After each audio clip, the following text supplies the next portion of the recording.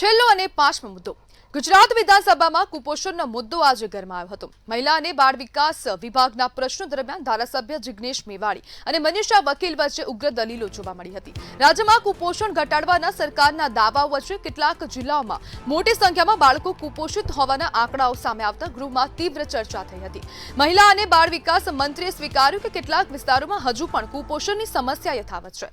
અરવલ્લી જિલ્લામાં 6412 બાળકો કુપોષિત છે, જ્યારે સાબરકાંઠા જિલ્લામાં 16000થી વધુ બાળકો કુપોષણથી પીડાઈ રહ્યા છે।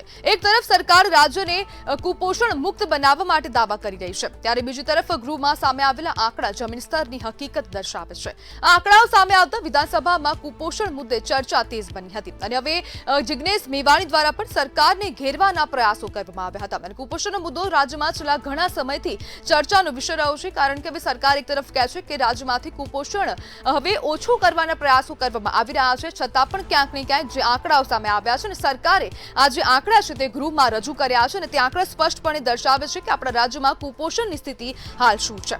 અને આજ મુદ્દે આપણી સાથે ચર્ચા કરવા માટે સામાજિક કાર્યકર મેહુલ પટેલ જોડાઈ ગયા છે। મેહુલભાઈ, કુપોષણનો મુદ્દો ગૃહમાં ગુંજ્યો છે, શું કહેશો?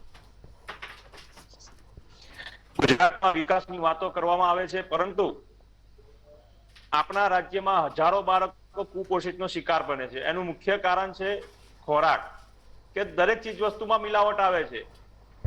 આ બાળકોને દૂધનો પોષક પૌષ્ટિક આહાર જોઈએ, એમાં પણ મિલાવટ આવે છે અને ક્યાંક ને ક્યાંક સરકારની કેટલી સ્કીમો ચાલે છે કુપોષિત બાળકો માટે, એમાં પણ ક્યાંક ને ક્યાંક ન્યાય નથી મળતો। ક્યાંક અધિકારીઓની ક્યાંક મિલીભગત હોય અથવા તો ક્યાંક એ પૈસા ક્યાં ખવાઈ જતા હોય છે એ ખ્યાલ નથી આવતો। આદિવાસી વિસ્તારની અંદર વધુમાં વધુ કુપોષિત બાળકોનો શિકાર થતો હોય છે। જોવા જઈએ તો ગુજરાતના પાટનગરની અંદર પણ 6400 બાળકો કુપોષિતનો શિકાર છે। અત્યારે હાલના આંકડા પ્રમાણે 100 બાળકો જન્મે છે, એમાંથી 40% બાળકો કુપોષિતનો શિકાર હોય છે। ક્યાંક ને ક્યાંક માતા ગર્ભવતી હોય ત્યારે એને પૌષ્ટિક આહાર નથી મળતો, જેના કારણે બાળકો કુપોષિતનો શિકાર હોય છે।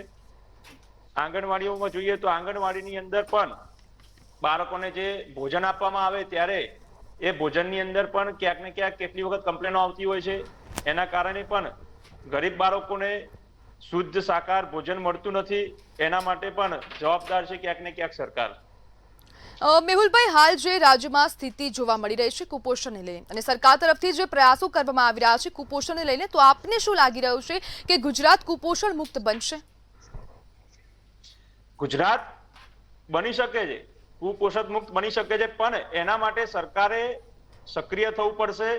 ક્યાંક ને ક્યાંક જે એમના લાભો છે, એમની સ્કીમો છે, પ્રજા સુધી નથી પહોંચી રહી, એવા ગરીબ વર્ગની અંદર નથી પહોંચી રહી કે જ્યાં આગળ ખરેખર આદિવાસી વિસ્તાર છે, જ્યાં આગળ ડાંગ જિલ્લો છે, એ બધા જે વિસ્તાર છે, મધ્યમ વર્ગીય વિસ્તાર છે, એની અંદર એમની સ્કીમોને લાભો નથી પહોંચી રહ્યા।